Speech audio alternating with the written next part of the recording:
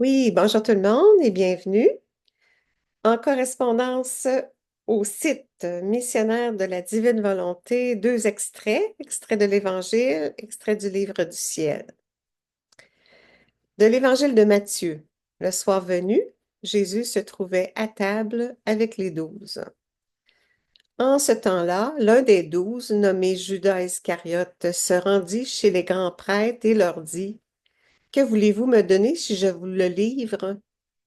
Ils lui remirent 30 pièces d'argent. Et depuis, Judas cherchait une occasion favorable pour le livrer. Le premier jour de la fête des pains sans levain, les disciples s'approchèrent et dirent à Jésus, où veux-tu que nous te fassions les préparatifs pour manger la Pâque? Il leur dit, allez à la ville chez un tel et dites-lui, le maître te fait dire, mon temps est proche.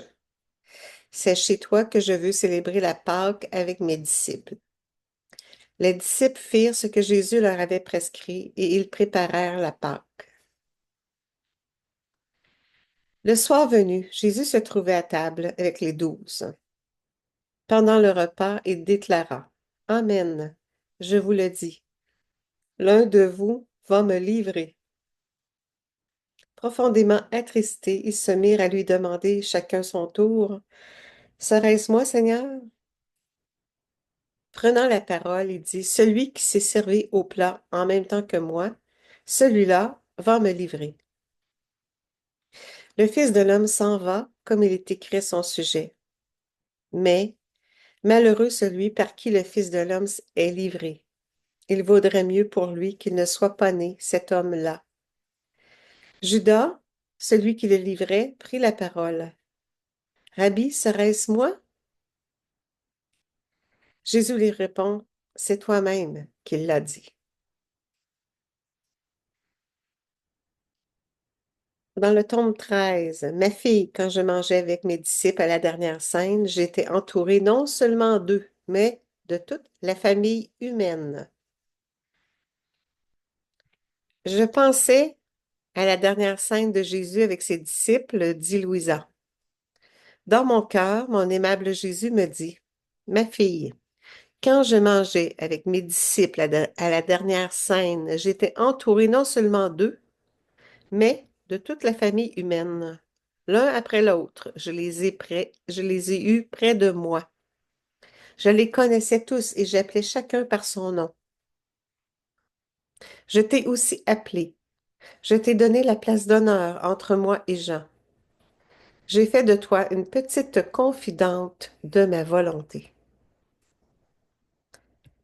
En partageant l'agneau, j'en ai donné à mes apôtres et aussi à tous.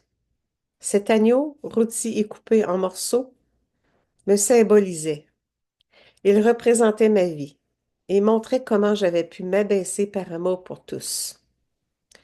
J'ai voulu l'offrir à tous comme un aliment exquis représentant ma passion. Sais-tu pourquoi mon amour a tant fait, tant parlé et tant souffert, se changeant en nourriture pour les hommes? Pourquoi je les ai tous appelés et je leur ai donné l'agneau? Parce que je désirais aussi de la nourriture de leur part. Je désirais que tout ce qu'ils feraient puisse être un aliment pour moi. Je voulais me nourrir de leur amour, de leurs paroles, de leurs travaux, de tout. Je dis à Jésus, dit Louisa, mon amour, comment nos travaux peuvent-ils devenir un aliment pour toi?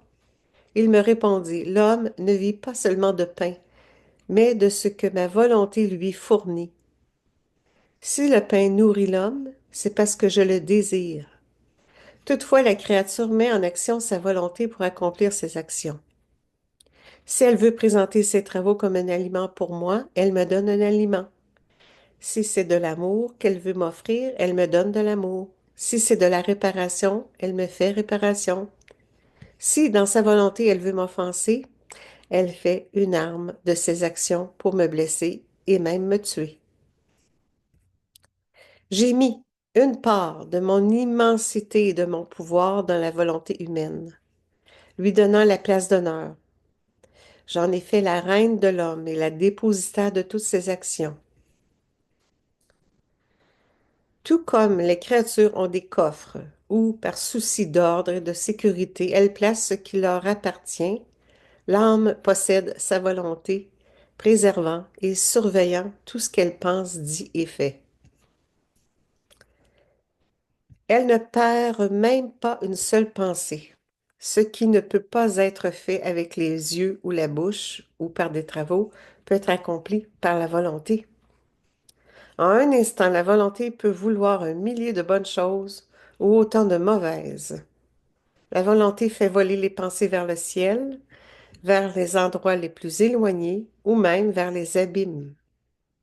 L'âme peut être empêchée d'agir, de voir ou de parler, mais elle peut tout accomplir par sa volonté. Comme la volonté peut être déployée. Combien d'actes bons et de méchanceté elle peut contenir? Avant tout, je veux la volonté de l'homme, parce que si je l'ai, j'ai tout. Sa résistance est alors vaincue.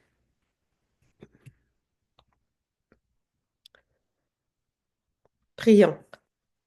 Jésus, je me fonds en toi pour unir ma volonté à la tienne. Tu as voulu faire d'elle une reine, mais elle l'est pleinement qu'en toi. Tu seras ainsi contenté et soulagé. Unis à toi, mon bien-aimé, mes actes te nourrissent, t'apaisent et te consolent.